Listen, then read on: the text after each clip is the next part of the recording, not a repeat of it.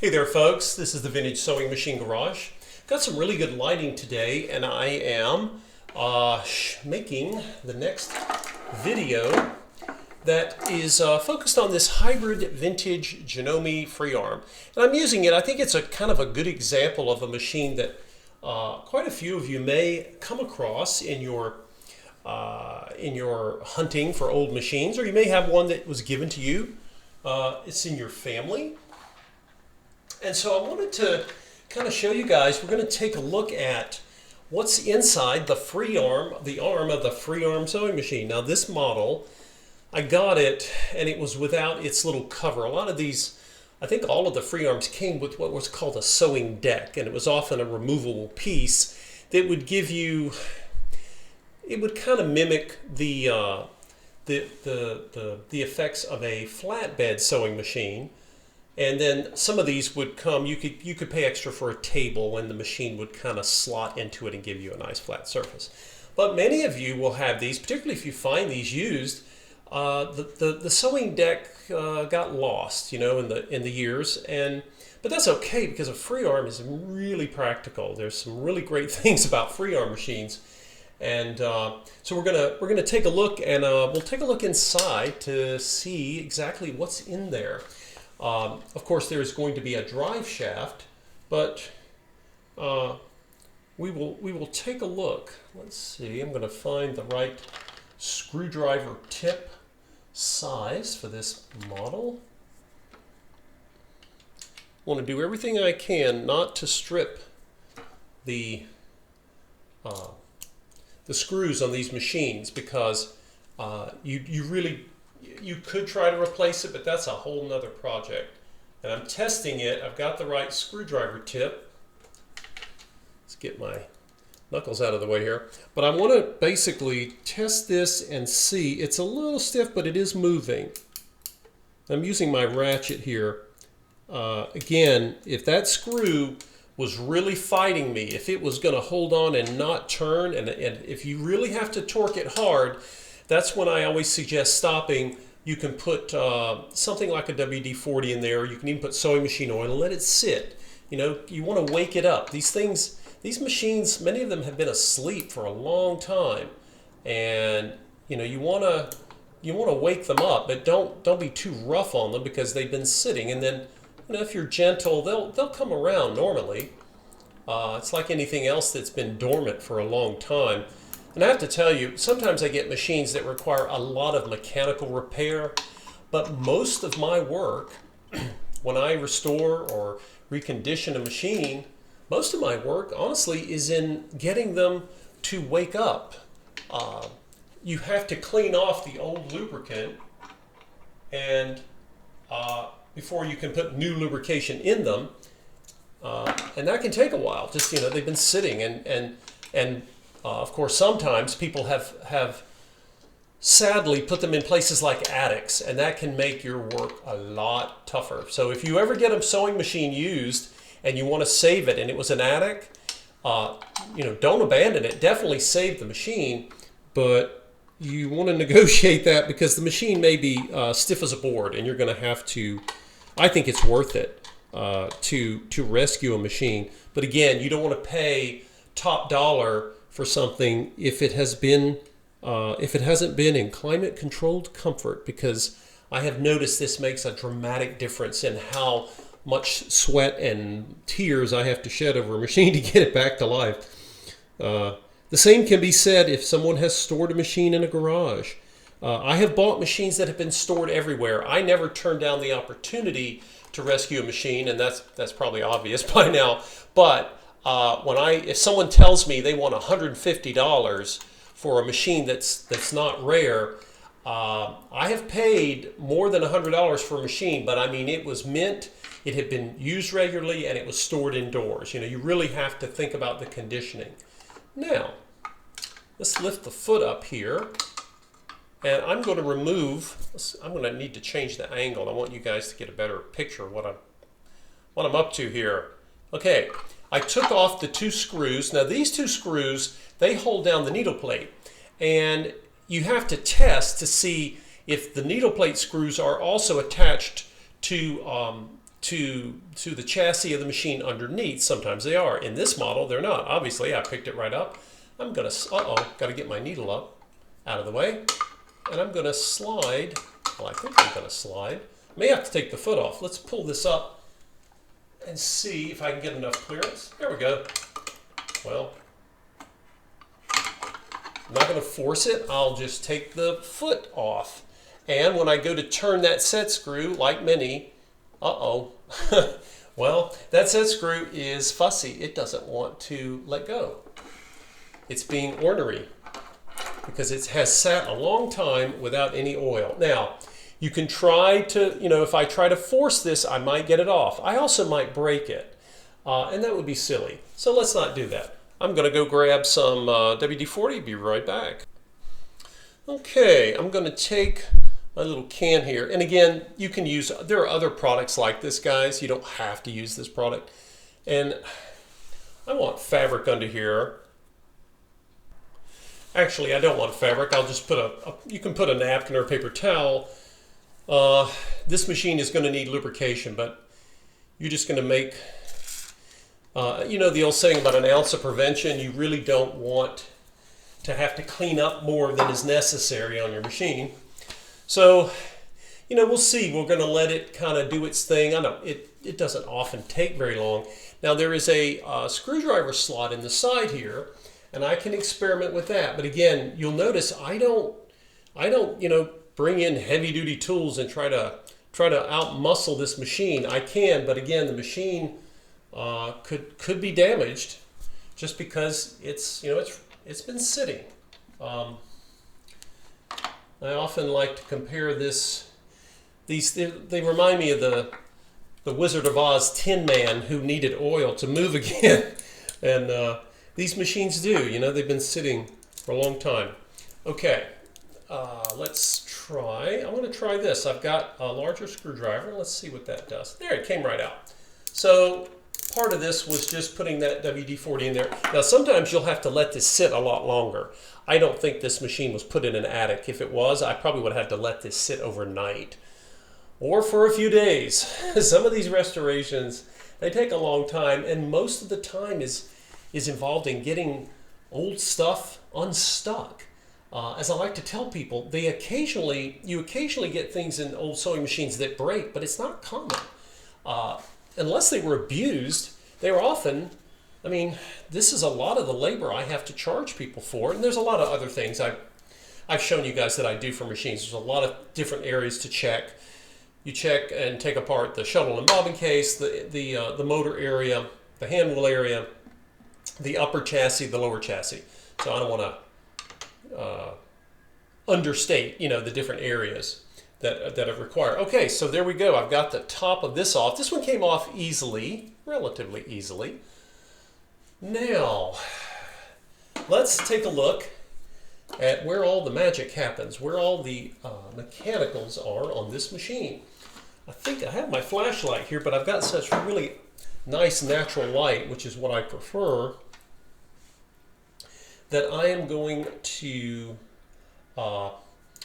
this is something to share with you guys. You'll notice that these screws that I took out the lid of the free arm with, they're different sizes. Okay, sometimes sewing machine makers will use screws that are not the same size. The head's different and the length is different, even though the threads may or may not be the same. So pay attention to that. You may not be missing a screw. You may have two that were designed to be different sizes. Now, let's see. I'm going to change the angle here for you guys. Okay, I moved the camera because I want you all to see this, and it's kind of an odd thing because the machine covers this area. But take a look. I see steel. That makes me really happy. I don't want to see, I want to see as little plastic as possible here. I'm seeing springs, I'm seeing levers, linkages, and I see, of course, a drive shaft that's going to be turning the shuttle. Let's see, I'm going to try to move this camera a little bit more. There we go, that's the angle I wanted you guys to see. It's a little odd thing to shoot here, but I wanted you to get a look at all of the hardware in here. It's pretty impressive, right? Parts of this machine are not impressive, and I've been sharing that with you, but they did not put plastic here as far as I can see, and that's really cool. Now watch, I'm turning the hand wheel, and now you will see, again, metal pieces moving. Now, I don't see a lot of dirt and dust in here, and that's not surprising because this area is covered. It's not really exposed to dust, but of course I want to make sure there isn't any. Now, look at all of the, I'm going to use my little oiler as a pointer here. Look at all the areas, folks, that have metal-to-metal contact. See how they're moving? There's a lot of movement in here, and not everything that's moving is rubbing metal-to-metal, but some of it is. For example, this spot right here. But there's no, double checking to make sure. Okay, there are two holes here that sit right here. And these may be oiling points, but look at all the other pieces that, like back here, this piece here tilts up, and yet there's no oiling point. So you can see already, this is one of the things that you notice over time that manufacturers started to limit, which is even the, see if it'll focus in there for you. Right here, this is moving up, and there should be oil here. And I'm going to oil it, and again, that's why the panel was designed to be removed. But it's not as simple as easy as some of the earlier vintage machines. Again, this is why I call these vintage. So I'm just looking for gaps where I believe metal is moving against metal, and I'm going to oil that. This is not something you're going to have to do every single time you do a project. That would really be kind of a pain. But I do want to insert oil where I see metal and metal moving. And I appreciate those two holes in the little lid there, but I really would like more access than what the designers of the machine gave us, right? Now, let's see. Now I'm moving, you can't see this, my hand is on the stitch length regulator, and notice how, here, let's see, you probably get a super close up of my thumb here, if anything. Okay, so it looks like a giant machine and a giant person. So I'm moving the stitch length regulator, and I'm doing that because I want to see what is moving down here in the free arm section. Remember, the hand wheel will show you certain mechanical linkages that move against each other, and that's the hand wheel movement. Now, let's take, you'll see if you look closely, I'm getting movement when I turn the stitch length regulator. Okay, and that's a different set of movements, and so I want to check and see if I can locate anything that's moving. And down in here, sure enough, there is a spot where metal is moving against metal, and that's what I want to put a drop of oil. Again, you're not flooding the machine with oil, it's not that bad, but you want to have a sense of oh, by the way, now I'm pushing the reverse button, and I'm getting a lot more movement for the machine, and it's moving. There's a movement point right down here. I think I want to give you a slightly better shot there, right there. Okay, and I didn't see that until I pushed the reverse. Now I can see that. Aha!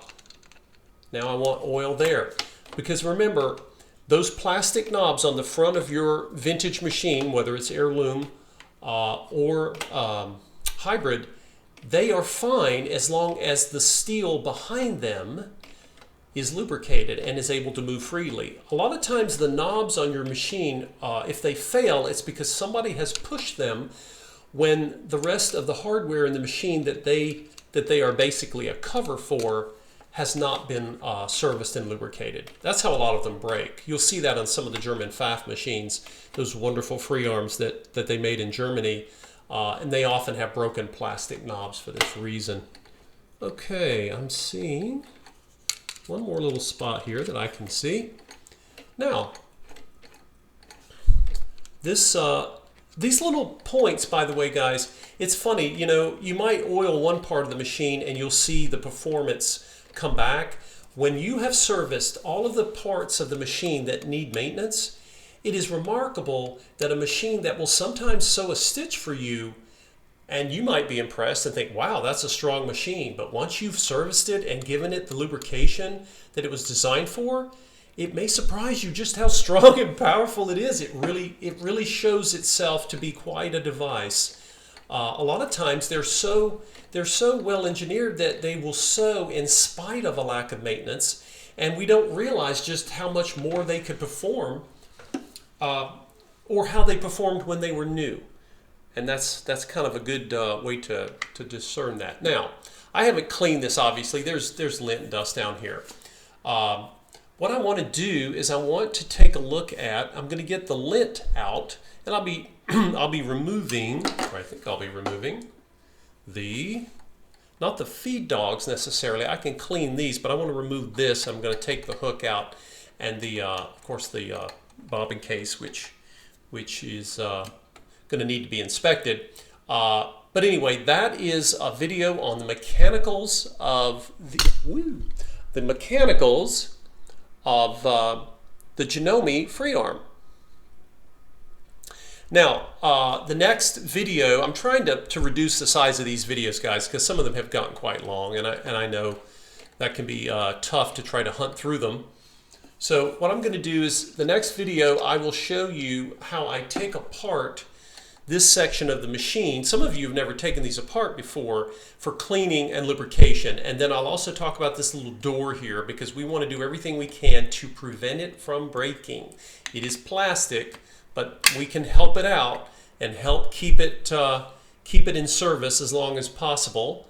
And anyway, that's my unedited video on the internals of the Janome free arm. And you know it's unedited because it looks like we went bungee jumping as soon as the camera went flopping. But I like to keep my videos real and unscripted and unpolished, because I find that most people will have the same experience with things when they're, you know, dropping things and trying to figure it out. But that's good news, right? So with hybrid machines, it's a mixed bag. Sometimes you get plastic, sometimes you get steel. So stay tuned for the next video where I will start showcasing this little section down here. There we go. Down here, and how to clean it. We're going to take it apart, we're going to inspect it, and we're going to add lubrication very carefully to this area. And that should get us good to go in this section of the machine. I appreciate all of you watching, and just watch for the next installment on this series, and we'll see just how much time and effort it takes to get the Janome hybrid part plastic, part steel sewing machine running, hopefully, like a mint condition machine again. Thank you, guys.